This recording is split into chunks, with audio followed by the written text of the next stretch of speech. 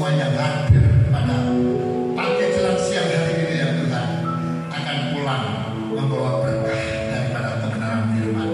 Terima kasih Bapak, kami siap mendengarkan dalam nama Tuhan Yesus. Mari yang siap mendengarkan firman Tuhan bersama kita berkata amin, amin, amin.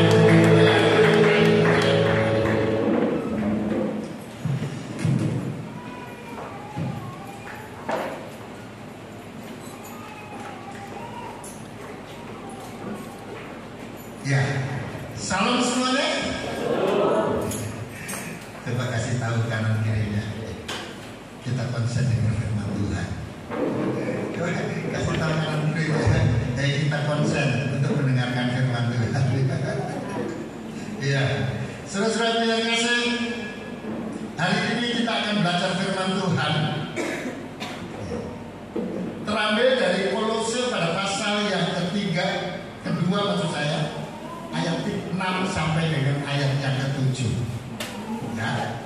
Kolose pada pasal yang kedua ayat 6 sampai dengan ayat yang ke-7. Ya. Tema kita adalah berintegritas. Ya. Itu berbicara tentang pelaku. Ya kan? Nah, integritas itu bagaimana? Nanti kita akan lihat. Ya. Jadi kita menjadi pelaku daripada integritas. Ya. Saudaraku, karena ini adalah firman Tuhan, ayat pertama kita baca di dalam ibadah kita pada pagi hari ini, maka kita akan bangkit berdiri menghormati pembacaan firman Tuhan dalam Kolose pada pasal 2 ayat 6 dan 7. Hanya 2 ayat saja, yaitu ayat 6 dan 7. Kita bareng baca bersama ya. 2, 3.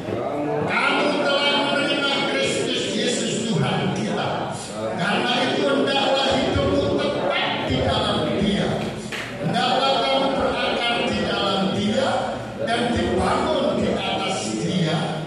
Hendaklah kamu bertambah teguh dalam iman yang telah diajarkan kepadamu, dan hendaklah hatimu melimpah dengan syukur. Amin. Silakan Ibu.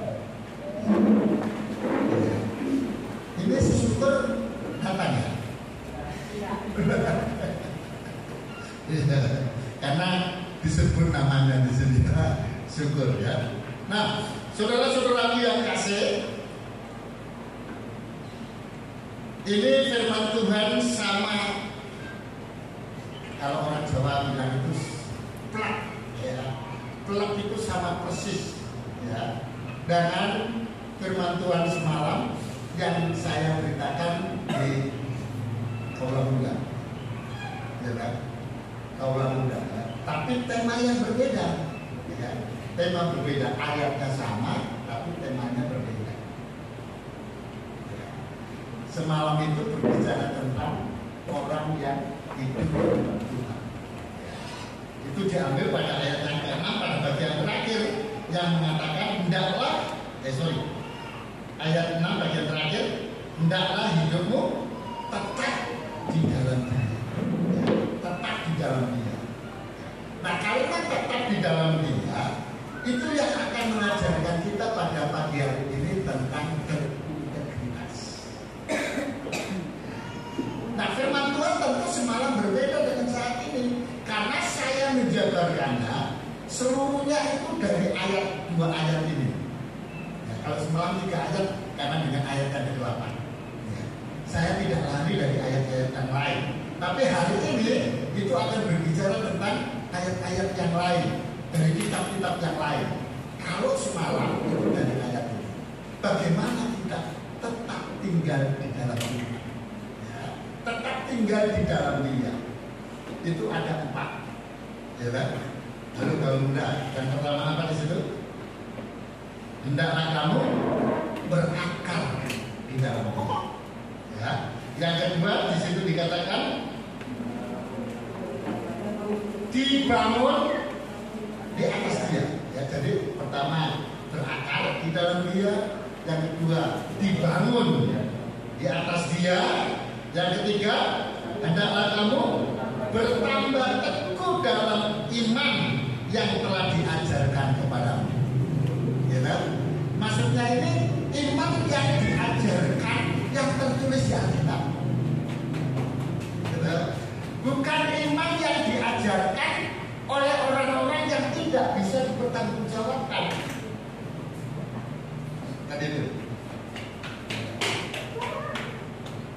Dan bukan juga iman yang diajarkan oleh nenek moyang kita,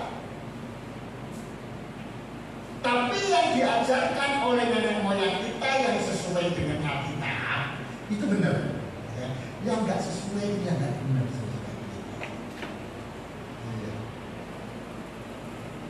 Nah, yang keempat di situ dikatakan apa? Hendaklah hatimu melimpah dengan ucapan syukur. Jadi kalau keempat hal ini berada di dalam kehidupan kita, kita excel menjadi orang percaya.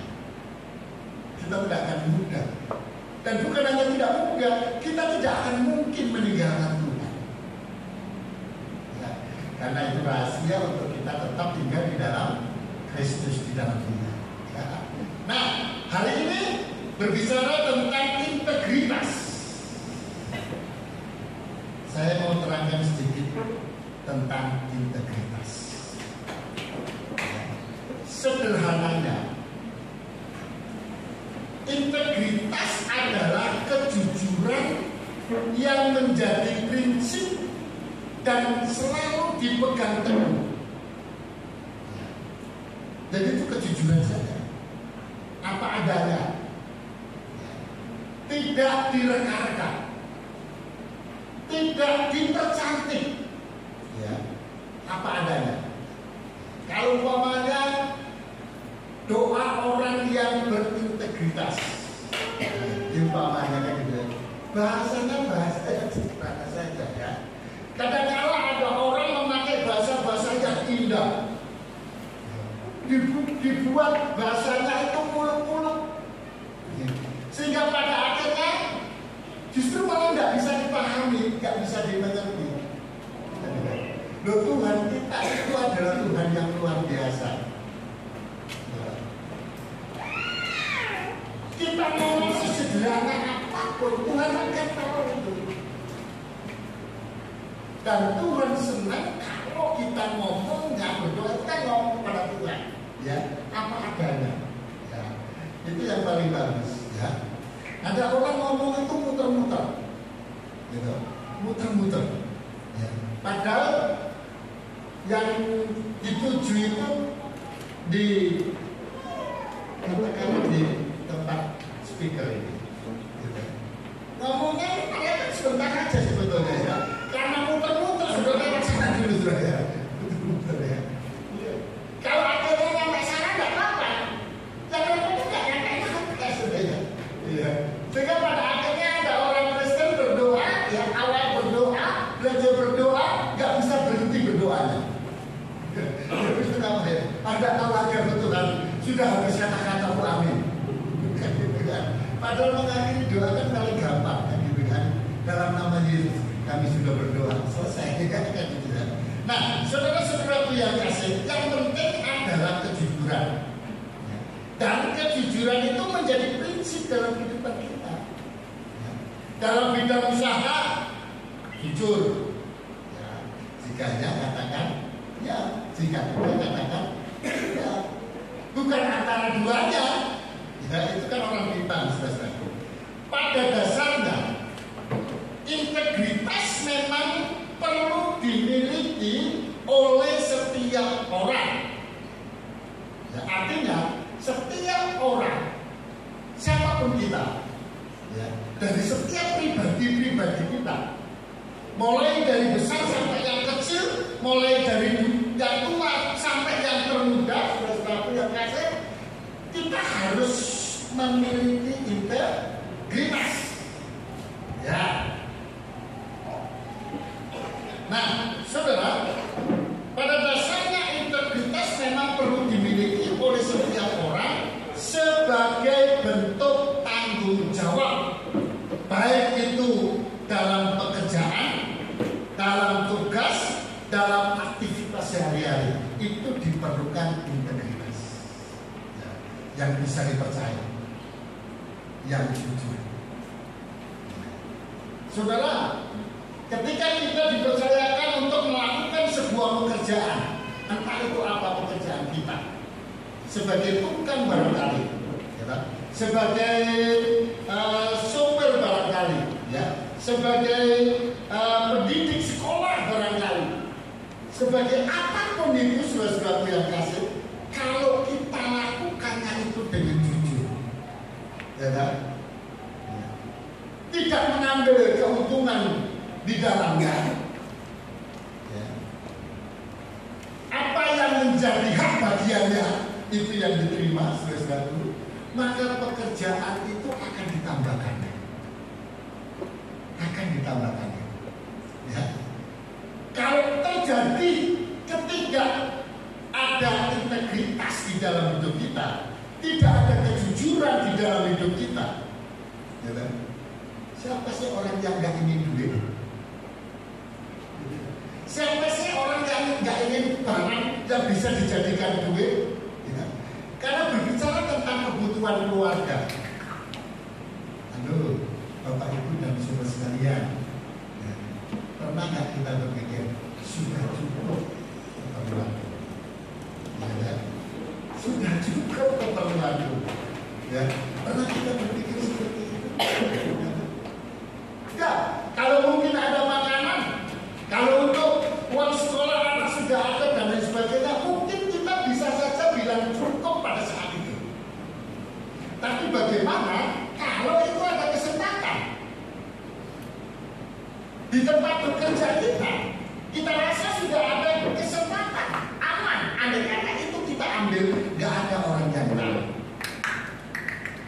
Ya, saudara yang kasih, bisa kita berkata cukup. Artinya kalau berkata cukup, walaupun itu ada duit di situ, walaupun itu ada barang yang bisa dijadikan duit untuk kita bisa menikmati di rumah, bisa kita bilang. Saudaraku, kita lihat ada apa yang terjadi disuguhkan oleh dunia ini. Ya. Bantuan untuk orang miskin. Ya, bantuan untuk orang miskin. Ya, saya mau tanya, percayakah Bapak Ibu sekalian bahwasanya semua bantuan itu untuk orang miskin? Di rumahnya ada mobil, dapat bantuan orang miskin. Ya, dan lain sebagainya, Bapak Ibu dan saudara sekalian, ya. Jadi ketika kita berintegritas, saudara, walaupun itu ada kesempatan, kita ada dalam hati kita, ya, sebuah kalimat yang excellent. Tidak, itu bukan bagian, ya, sudah itu tidak, ya. Maka ketika kita tidak melakukan, orang yang mempercayakan kepada kita, dia melihat itu, maka apa yang dikatakan, ya, kalau itu kan nanti Allah akan tangan yang lebih besar daripada itu, ya. Tapi kalau enggak, putus dengan kamu. Ya kan, enggak dipercaya lagi, ya. Itu maksudnya orang yang berintegritas dan benar, saudara-saudara yang kasih. Nah, sama dengan kalimat ini, kamu telah menerima Kristus Yesus Tuhan kita. Bagaimana kita bisa sampai kepada menerima Yesus? Ya, saudaraku, baik itu kita Kristen dari keturunan, apalagi Kristen yang bukan dari keturunan, menerima Yesus sebagai Tuhan dan Juru Selamatnya itu karena mempunyai pemahaman yang benar. Yesus itu satu-satunya Allah, Dia yang turun ke dunia menjadi manusia dan ditolak oleh manusia, bahkan sampai disalibkan, dibunuh, saudara, dihina-hinakan. Tapi Yesus, dia katakan ketika dia ada di atas kayu salib, dia tidak pernah membenci manusia. Justru dia mengasihi kepada orang-orang yang telah menyalibkannya. Dia katakan kepada Bapa di surga. Dan doanya kepada Bapa di surga, Bapa, ampunilah mereka. Ya, ampunilah mereka. Begitu degil, begitu pemberontak, begitu menyalahkan dia, begitu segala-galanya sudah yang kasih. Yesus mau katakan Bapa, ampunilah mereka. Kurang apa kita terhadap Tuhan? Tuhan terhadap kita itu sesuatu. Ya. Nah, kalau kita sudah mempunyai pandangan seperti itu, masihkah kita tega terhadap junjungan kita dengan cara kita menyalibkan dia yang kesekian kalinya, dengan tidak sungguh-sungguh beribadah kepada Tuhan, dengan tidak sungguh-sungguh datang kepada Tuhan? Saudara-saudara yang kasih, maka dari itu di dalam Kolose, Paulus mengajarkan kepada jemaat yang ada di Kolose, kalau kau tahu itu, maka yang harus kamu lakukan adalah hendaklah hidupmu tetap di dalam dia, tetap di dalam Kristus. Ya, Kristus yang menjagaimu, Kristus yang mengampunimu, Kristus yang melindungimu, Kristus yang memberkatimu, Kristus yang memberkatimu. Saudara-saudara yang kasih, nasihat Petrus dan nasihat Paulus, ya, kamu harus tetap di dalam dia. Nah, karena tetap di dalam dia itu bagian dari integritas.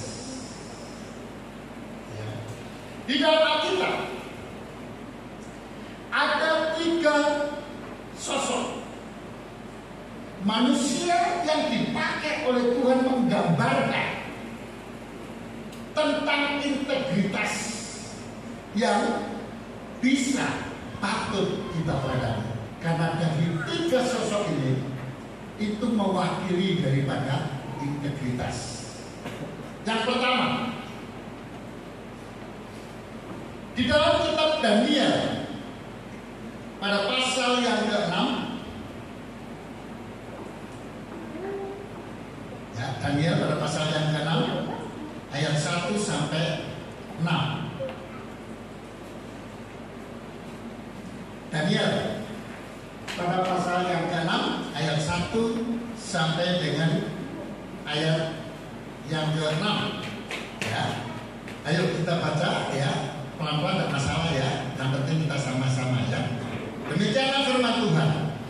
2, 3. Darius orang Media menerima pemerintahan ketika dia berumur 62 tahun. Lalu berkatalah Darius mengangkat 102 raja dan kerajaannya. Mereka akan ditempatkan di seluruh kerajaannya, membawai mereka, perhatikan, diangkat pula 3 pejabat tinggi, dan Daniel adalah salah satu dari ketiga orang itu. Kepada mereka, para wakil-wakil raja harus memberi pertanggungjawab supaya raja jangan dirugikan. Maka Daniel ini melebihi para pejabat tinggi dan para wakil raja, karena ia mempunyai roh luar biasa, dan raja bermaksud untuk menempatkannya atas seluruh kerajaannya. Terus kemudian para pejabat tinggi dan wakil raja itu mencari alasan dakwaan terhadap Daniel dalam hal pemerintahan, tetapi mereka tidak mendapat alasan apapun atau sesuatu kesalahan, sebab ia setia dan tidak ada didapati sesuatu kelalaian atau suatu kesalahan padanya. Ayat akhir, maka berkatalah orang-orang itu, kita tidak akan mendapat suatu alasan dakwaan terhadap Daniel ini kecuali dalam hal ibadahnya kepada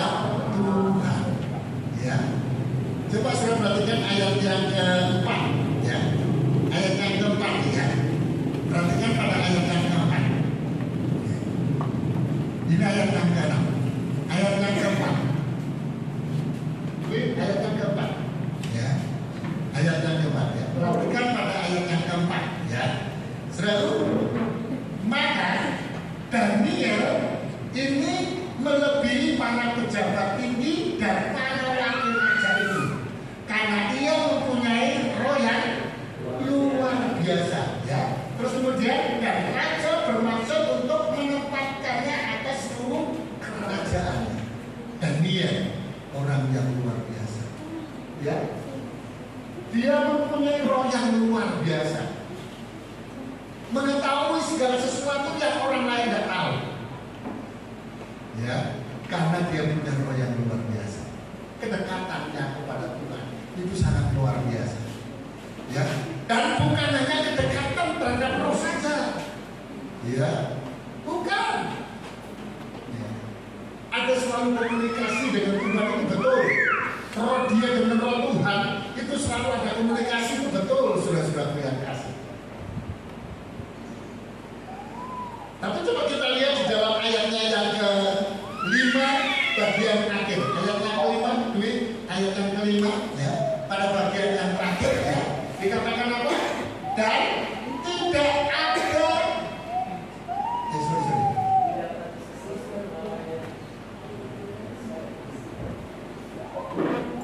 yang setia. Di situ ada yang setia itu di mana? Oh, benar ayat yang ke-5 juga ya. Nah ini ya. Nah, tetapi mereka tidak mendapat alasan apapun atau sesuatu kesalahan. Nah lalu kenapa? Karena sebab dia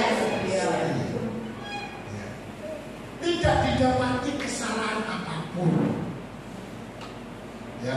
Karena tidak didapati kesalahan apapun, saudara-saudaraku yang kasih, artinya betul-betul dia jujur, punya integritas di dalam dirinya, saudara-saudaraku yang kasih. Maka tuannya itu, raja itu memberikan tempat yang sangat tinggi, bahkan lebih tinggi daripada yang lain. Artinya dia menjadi orang yang nomor 2 setelah raja itu sendiri. Bayangkan ya.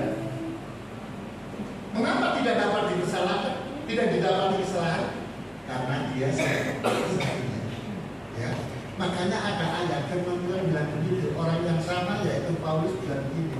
Kalau kamu melakukan pekerjaan yang paling tepat adalah lakukanlah itu untuk Tuhan, bukan untuk manusia. Itu artinya apa?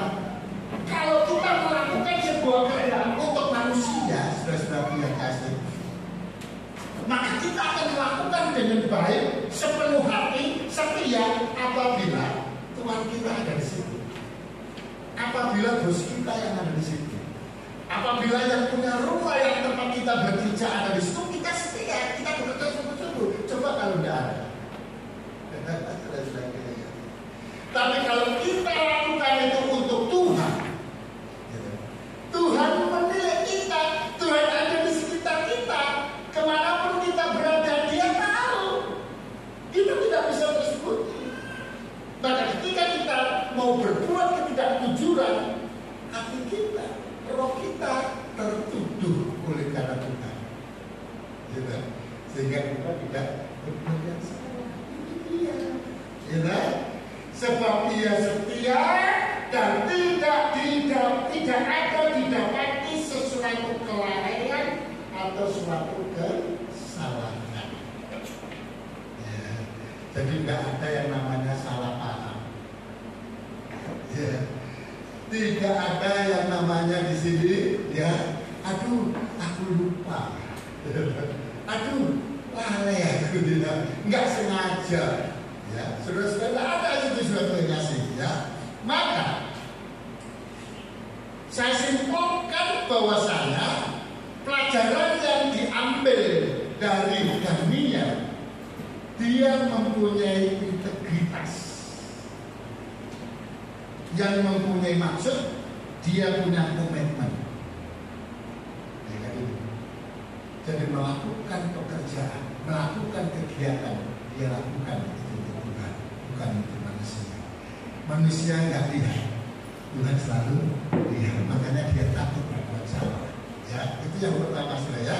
Jadi integritas memegang komitmen dan loyalitas. Ini yang dilakukan oleh Daniel. Punya loyalitas terhadap raja, terhadap hukum pemerintahan,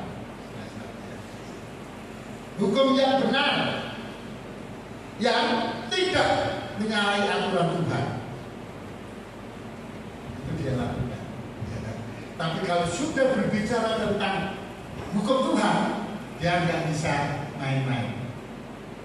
Sekalipun itu aturan tuannya, dia bertentang. Kenapa? Karena dia lebih takut kepada Tuhan daripada manusia. Itulah sebabnya pada ayat yang ke-6, ya, tolong ayat yang ke-6, ya, ayat yang ke-6, ya, kita lihat, ya. Maka berkatalah orang-orang itu, sudah perhatikan di situ ya, kita tidak akan mendapat suatu alasan dakwaan terhadap Daniel ini. Tidak ada. Dari sudut mana? Kesetiaan sudah teruji. Kejujuran sangat teruji dia. Tentang apa? Ya. Administratif teruji dia. Ya. Tentang apa?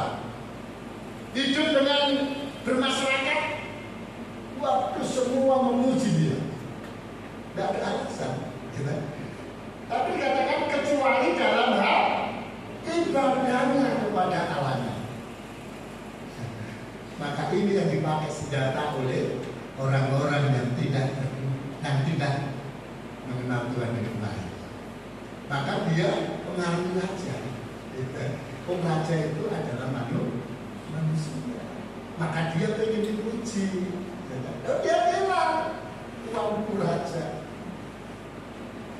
keluarkan perintah kepada rakyat kita,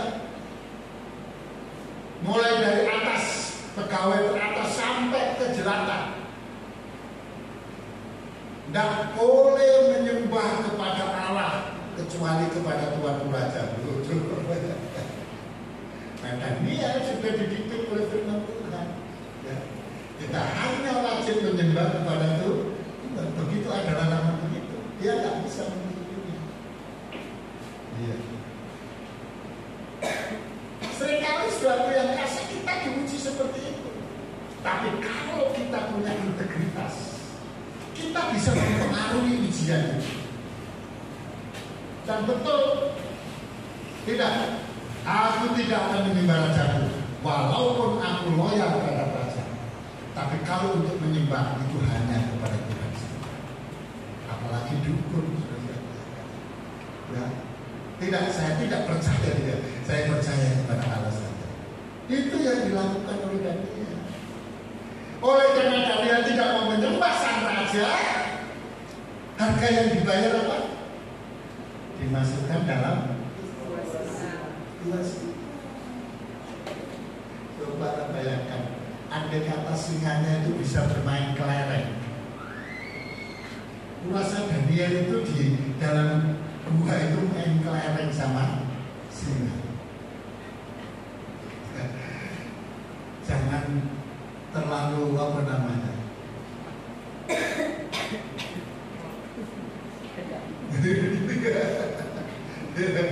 Ya, itu intermezzo ya, nanti dicari menurut Pak Pendeta Muhammad Bambang. Dan dia itu ternyata main kelereng sama singa. Saudara, itu intermezzo saya, saudara. Artinya singa itu yang sekalipun belum makan, lapar, dia tidak bisa mencelakai sedikit pun.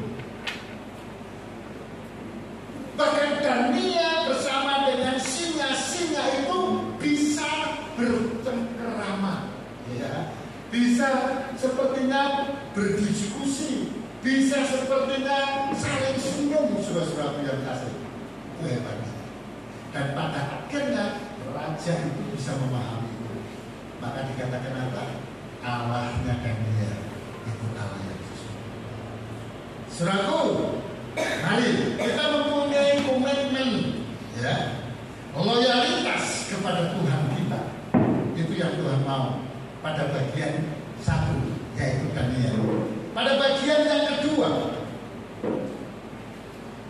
belum selesai ini.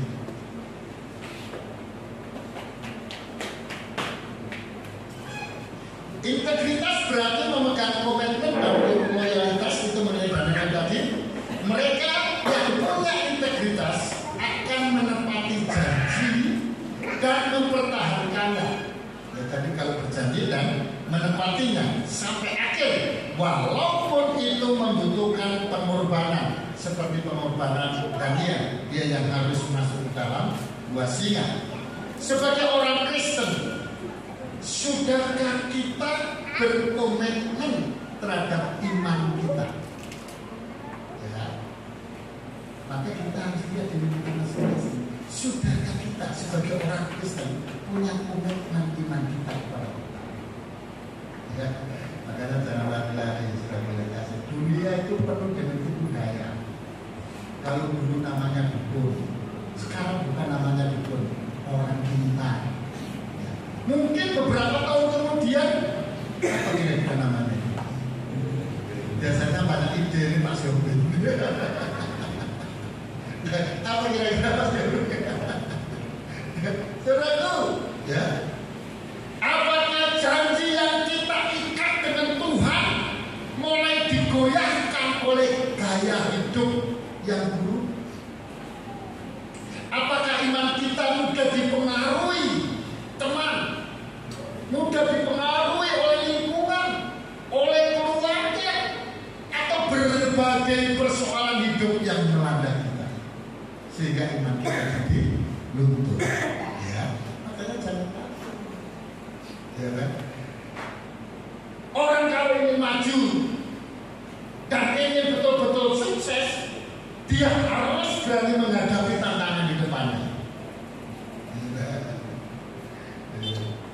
Selalu Pak Kris luar biasa itu ya. Ketika dia sudah mulai akan maju, ya, menghadapi tembok besar. Dia punya produknya itu ditiru-tiru, ya.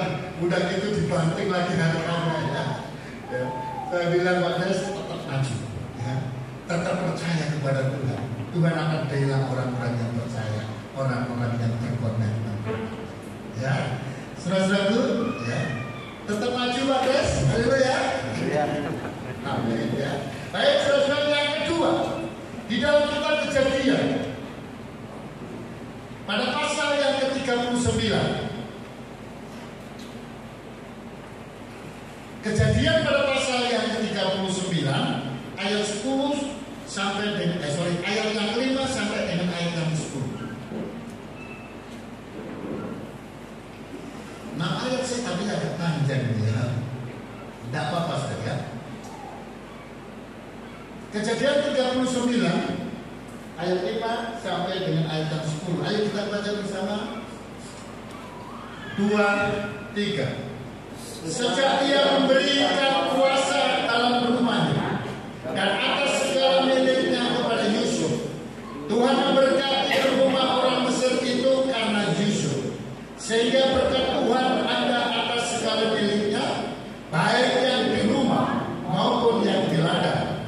Segala miliknya diserahkannya kepada kekuasaan Yusuf, dan dengan bantuan Yusuf ia tidak usah lagi mengatur apa-apapun selain dari makanannya sendiri. Adapun Yusuf itu manis sikapnya dan elok parasnya. Selang beberapa waktu, istri tuannya memandang Yusuf dengan birahi, lalu katanya, marilah tidur dengan aku. Tetapi Yusuf menolak dan berkata kepada istri tuannya itu, dengan bantuanku, tuanku ini tidak lagi mengatur apa yang ada di rumah ini, dan ia telah menyerahkan segala miliknya kepada kekuasaanku. Bahkan di rumah ini ia tidak lebih besar kuasanya daripadaku, dan dia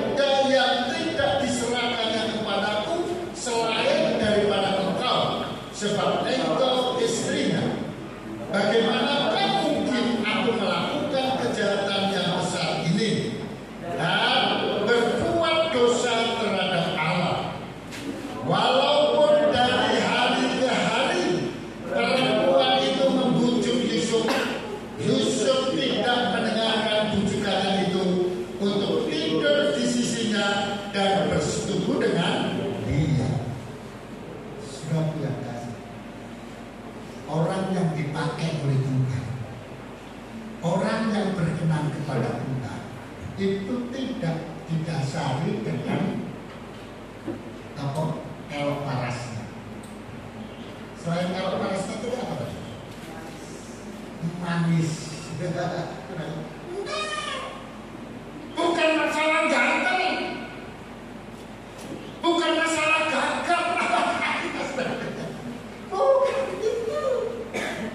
Tapi yang dibutuhkan oleh Tuhan adalah integritas di dalam hidup Anda, kejujurannya kepada Tuhan. Yusuf begitu jujur kepada Tuhan. Surat bilang kasih. Maka Yusuf ditempatkan oleh Tuhan di tempat yang luar biasa. Bahkan dia berkata apa? Tuanku, rajanya itu sendiri, dia yang punya kerajaan. Yusuf bilang apa? Dia tidak lebih berkuasa. Ya, semuanya itu ada di bawah kekuasaan. Ya. Raja saya tidak bisa ganggu, hanya makanan raja sendiri. Dan yang kedua adalah engkau, karena engkau ada di sini. Kalau yang lain itu bawah kekuasaan. Saudaraku, coba kita bayangkan, adakah seorang raja, istrinya itu jualan. Halo, ini kalau batak-batak ini ada model raja-raja? Ada ya raja? Karena teman dengar nggak? Siapa istri raja di tanah Batak yang istrinya Julek?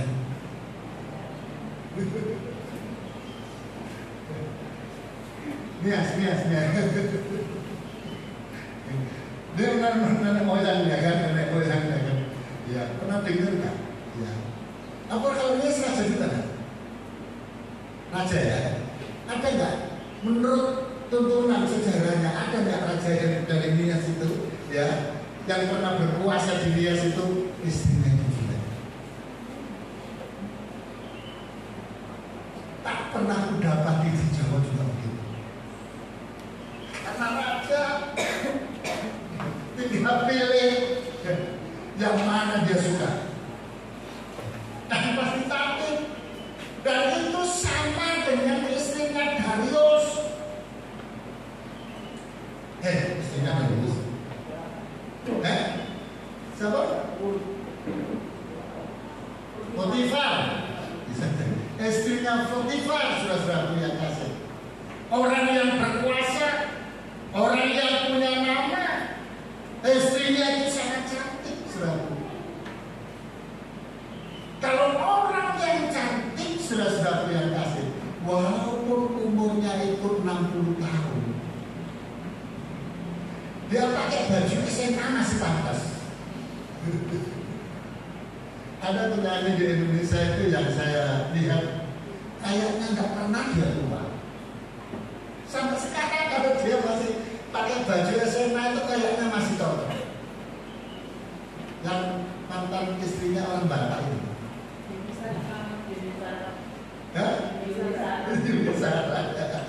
Bisa ini kayak nggak ada berubah-ubah kan itu kan. Ya, cuma saya sebetulnya saya dengan Ibu Gembala akan diminta untuk melayani beliau ya, oleh bibinya. Belum sampai sana bibinya sudah meninggal dunia. Akhirnya nggak nyampe ke sana. Jadi sampai sekarang aku belum pernah kenalan sama dia. Tapi aku kenal dia karena ada di TV. Saya yakin dia nggak akan kenal dengan saya. Dan itu sama dengan saudara sekalian kan gitu kan. Ya, cantik sekali. Coba bayangkan. Ya, coba bayangkan. Ya, aku mau ngomong sama nggak enak. Ayo bapak-bapak kita bayangkan. Kalau andai kata terjadi seperti apa yang dikatakan oleh Alkitab ini, istri Potifar, begitu dia melihat Yusuf naik apanya di rahim, dan itu setiap hari menggoda, setiap So, nggak ada orang, so. Sepi, tinggal kita berdua.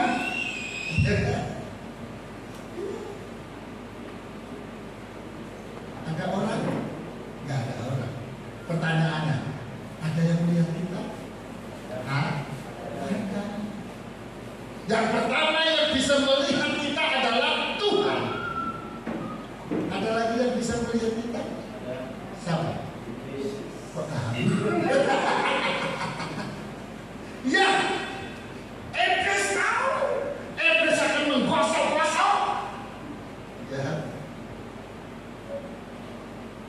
Yusuf digosok, coba lihat dari hatimu yang paling dalam, lihat Raja Istri Potifar, cantik, Saudara, kalau imannya tidak kuat, tidak ada integritas di dalam hatinya, apa nggak langsung kayak? Tapi Yusuf punya integritas, punya kejujuran, ada Tuhan, ada kepercayaan yang diberi kepada kita.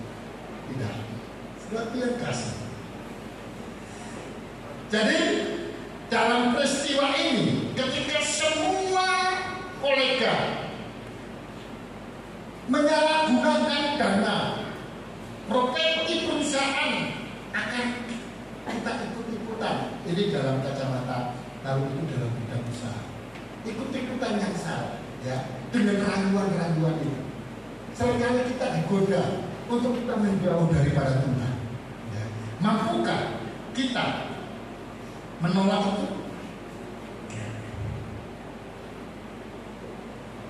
Yang ketiga, ini yang kitab yang jarang kita baca dan jarang kita pilih dikhotbahkan. Habakuk. Nah, ya. Habakuk. Kalau membuka Alkitab agak susah ini Habakuk ini.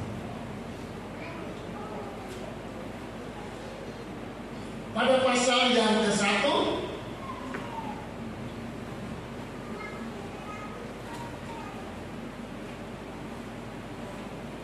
pada ayat yang ke-2, 3, dan 4.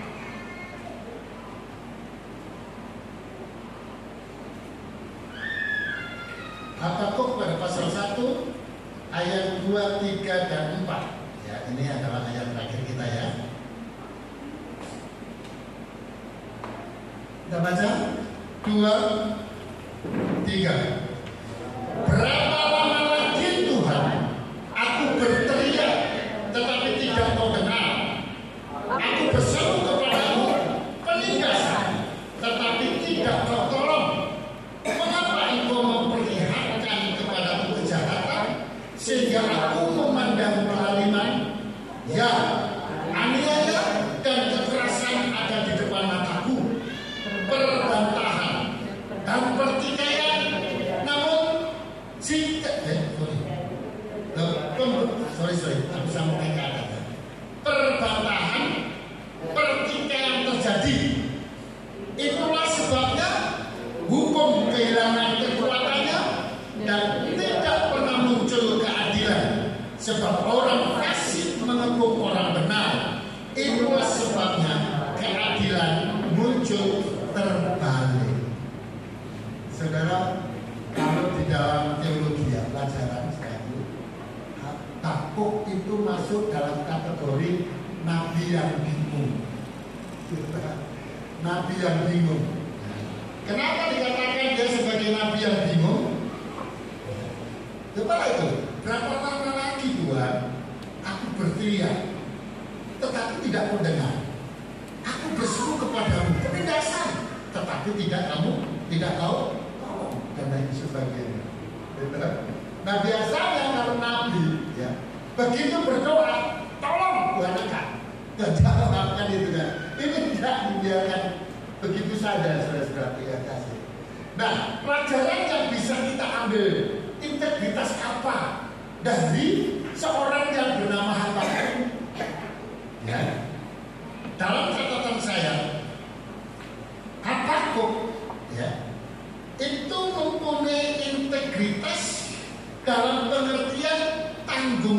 jawabnya. Tanggung jawabnya. Kalau bukan tanggung jawabnya terhadap Tuhan, dia nggak mau lagi berdoa untuk bangsa itu. Kenapa? Karena dia berdoa nggak dijawab Allah. Kenapa? Karena biasanya Nabi kalau berdoa itu luar biasa. Dibiarkannya seperti begitu saja. Ada penindasan, tetap itu kan makanya lagi saudara. Orang benar itu dianiaya, orang benar itu dicelakai, orang benar itu direka-reka, saudara.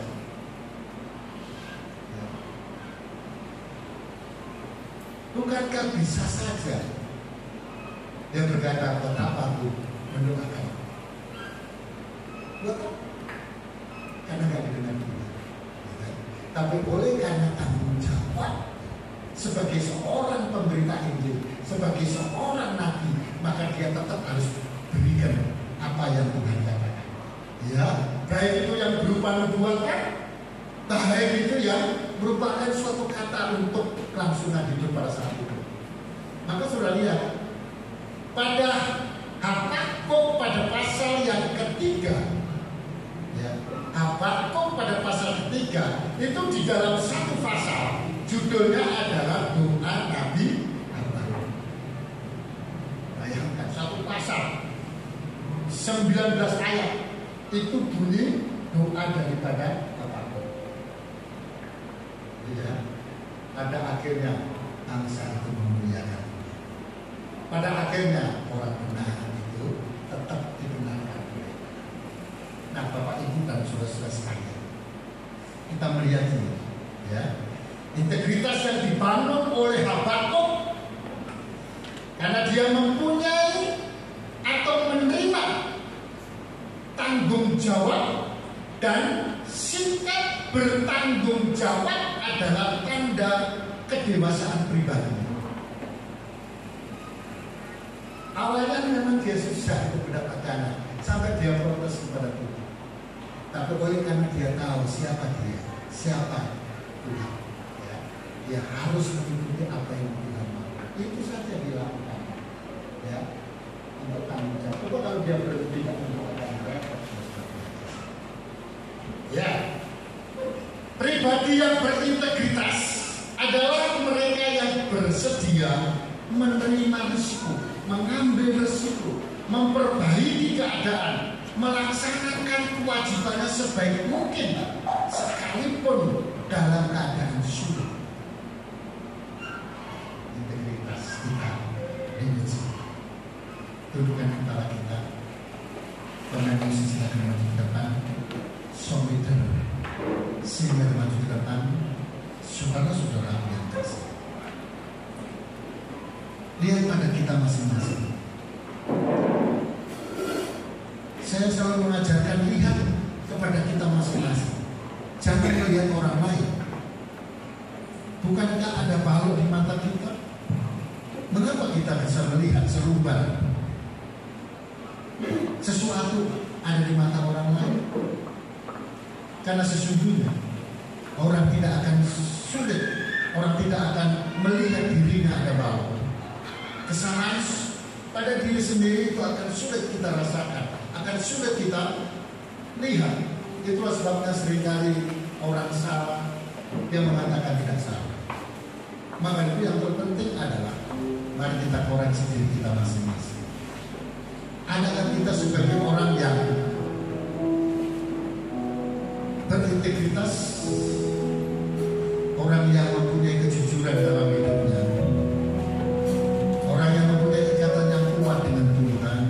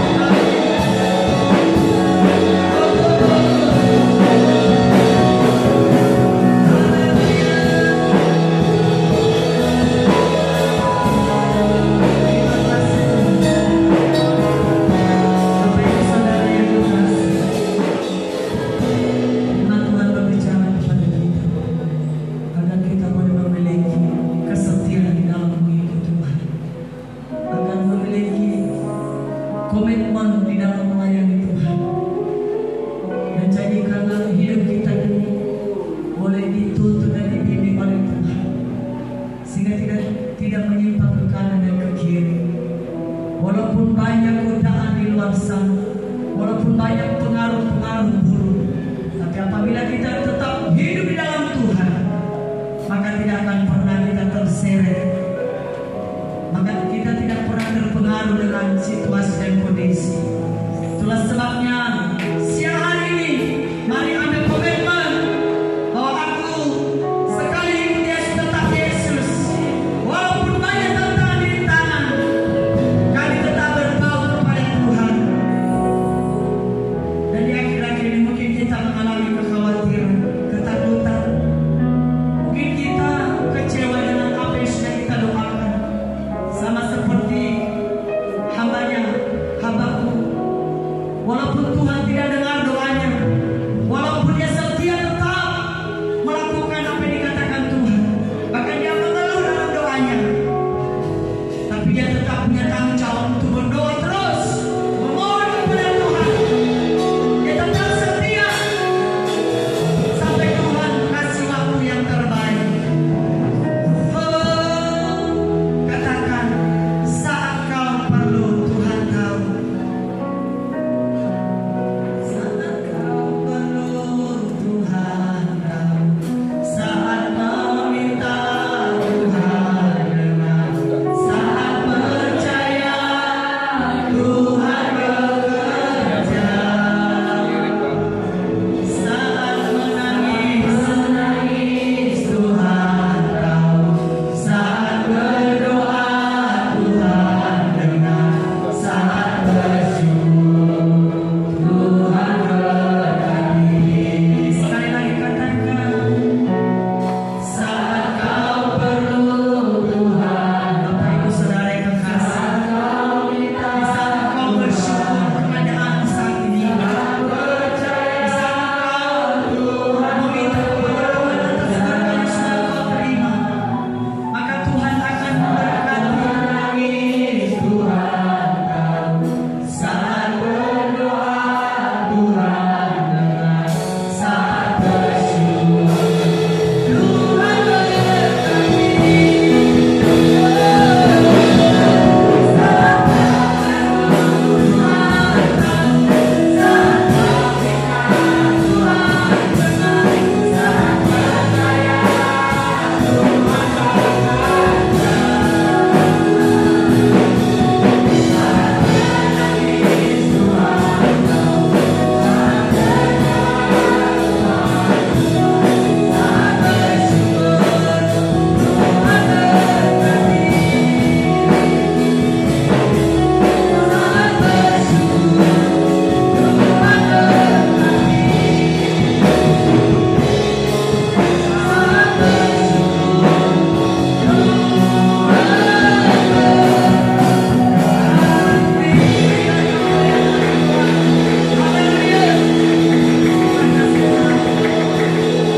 firman Tuhan pada siang hari ini, kiranya Engkau teguhkan dalam hati kami, dan kiranya Engkau meteraikan dalam hati kami, sehingga kami tidak goyah lagi, kami tidak terpengaruh lagi, dan kami tidak perlu takut, sebab Engkau Allah yang selalu ada bagi kami, sebab Engkau Allah yang selalu menolong kami, sebab Engkau Allah yang tidak pernah membiarkan kami sampai jatuh tergeletak, tetapi tangan yang kuat yang selalu menopang kehidupan kami, sehingga kami walaupun kami berjalan di dalam lembah kegelapan, Engkau selalu ada.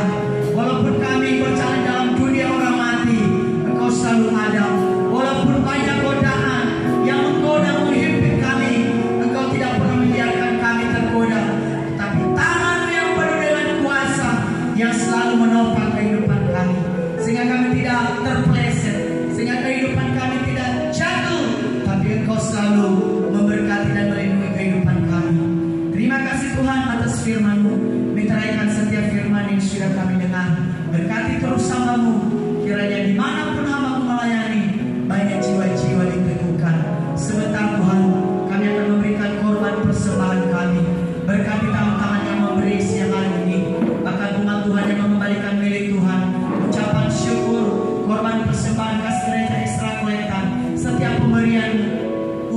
siang hari ini sesuai dengan janji firman Tuhan.